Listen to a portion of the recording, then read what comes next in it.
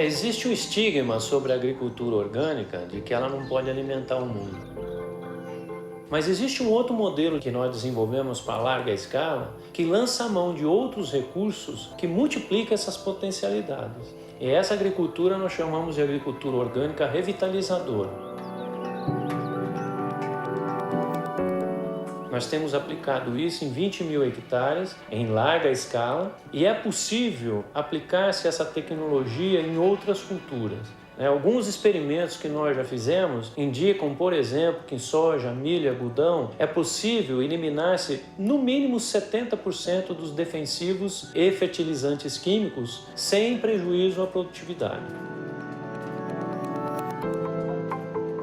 Nós manejamos as potenciais pragas, né? Em verdade, um inseto não é uma praga. Praga é um estado, é uma situação quando a população do inseto sai de controle. Então nós praticamos o controle biológico, criamos inimigos naturais, são insetos que são inimigos naturais das pragas da cana, criamos fungos também que controlam algumas pragas, né? Então a nossa especialidade foi desenvolver receitas de alimentação para a vida do solo.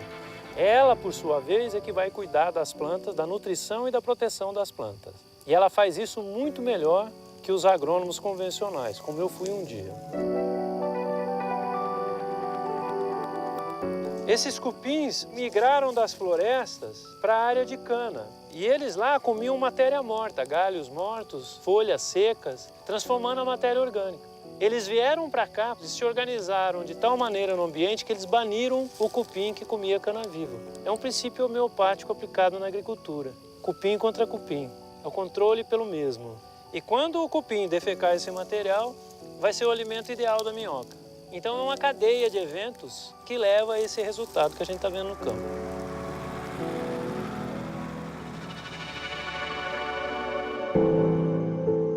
Mas o mais importante não é o que se faz fora da planta. Nós aprendemos que quando nós alimentamos a planta naturalmente, essa planta ativa um modo fisiológico que permite a ela construir seus tecidos com moléculas de proteínas que insetos, bactérias e fungos não conseguem digerir. Isso funcionou tão bem que nos últimos 15 anos a nossa produtividade é 23% maior que a média do estado de São Paulo.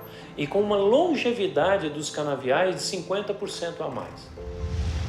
Nós percebemos também que era possível requalificar o ex-cortador de cana para desempenhar funções mais nobres dentro do novo modelo de produção, no modelo orgânico. E atualmente o nosso modelo de produção ele demanda praticamente 3 vezes a quantidade de mão de obra rural que um modelo convencional de produção de cana-de-açúcar. Dá muito mais emprego.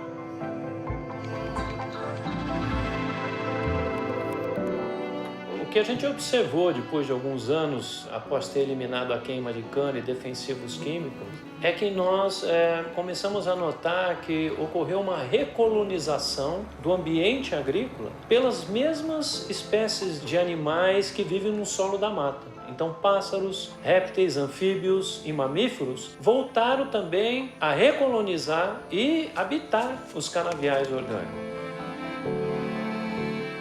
A um nível tão surpreendente que hoje a gente já consegue constatar aqui, verificar até 340 espécies de vertebrados superiores, o que é equivalente aos melhores maciços florestais do estado de São Paulo. Ou seja, uma área agrícola que apresenta onças, tamanduás, capivaras, lagartos, cobras, rãs e pássaros no mesmo nível de um ambiente natural, o que é muito compensador. Então, nós passamos a acreditar, e agora comprovadamente, que é possível o convívio harmônico entre vida selvagem e produção comercial. Geração de riqueza, empregos, impostos, quer dizer, eles não são conflitantes. Os agricultores não familiares, quer dizer, a produção maior, ela é composta de em torno de 500 mil agricultores e que tem 75% da área agrícola. E em torno de 4 milhões e meio de agricultores familiares. E esses agricultores familiares, eles ocupam 25% da área agrícola. Então são agendas bem diferentes, né, tanto do ponto de vista da importância social, né, da própria geografia dessa agricultura familiar.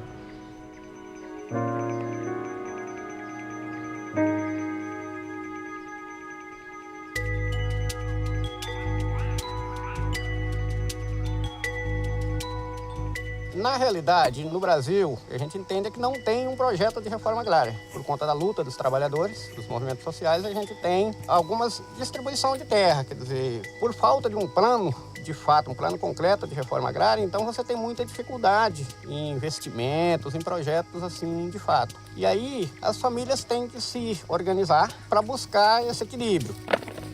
Então, uma das coisas que para a gente aqui especificamente foi muito importante foi quando nós conhecemos o sistema agroflorestal. Os lotes aqui são muito pequenos, em torno de 1,5 hectares, e a gente achava, e todos diziam que era impossível uma família viver numa terra tão pequena.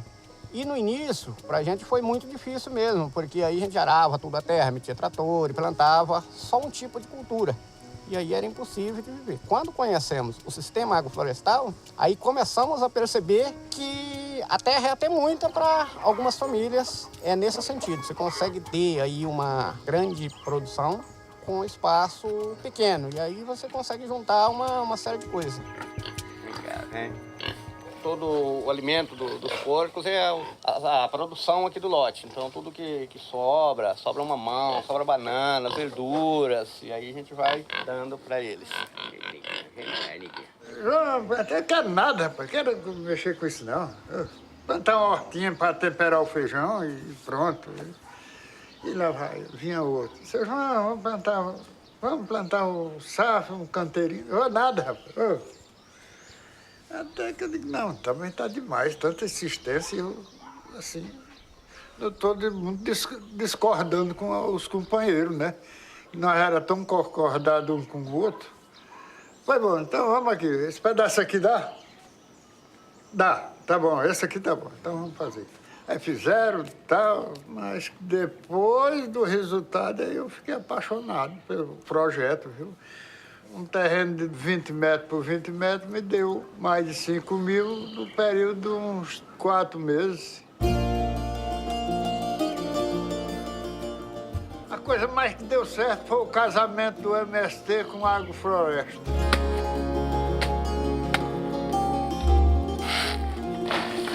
A gente tem um aproveitamento melhor do canteiro, né? Muitas vezes a gente tem um canteiro todinho de alface, né? Como se fosse uma monocultura de alface, a gente planta 40 por 40 alface, como se fosse 100% de uma monocultura de alface, mas a gente coloca mais uma outra monocultura em cima de brócolis, né? Uns 100% de brócolis em cima, né? Os dois dão muito certo, porque são plantas de altura diferentes e tempos de vida diferentes, né? Então você já tem 200% de aproveitamento daquele canteiro, como se tivesse 2 canteiros dentro de um, né? Manjericão, eucalipto. E a gente consegue, com isso, 300, 400, até mais por cento de aproveitamento daquele canteiro. A gente fala que a agrofloresta é um sistema de abundância porque, como você planta muita coisa, então em pouco tempo você tem uma abundância de produtos. Então aqui já foi colhido uma infinidade. O que deu de brócolis aqui e couve é uma coisa impressionante. Então quando a gente entende esses princípios, né, da certificação, que são os andares, e da sucessão, que é o tempo de vida de cada planta, né, a gente consegue juntar 3, 4, 5, até muito mais tipos de planta no mesmo lugar, né? Isso também traz um rendimento maior para a área, né? Porque com a mesma irrigação, com a mesma adubação, a gente cuida de 4, 5, mais plantas por canteiro, né? O que ajudou muito a comercializar também foi que ter consumidores conscientes, né, nesse momento histórico de perceber que de querer consumir produto orgânico, né? E a gente está podendo oferecer isso aqui do lado da cidade. A gente tá, o assentamento praticamente está dentro da cidade, ele faz divisa com vários bairros, né? E o alimento chega fresco na mesa ainda, e um alimento de qualidade, né? E aí o consumidor está comprando o alimento, não só o alimento, comprando a ideia. Porque aqui foi feito um assentamento pensando na questão ambiental da área, que é a área de recarga do aquífero, né? Então, o consumidor que está comprando está pensando também na proteção dessa área, da pessoa que está lá produzindo, está cuidando desse ambiente também. Então, assim, está fazendo não só a compra de alimento, está fazendo uma compra de uma ideia maior também, né?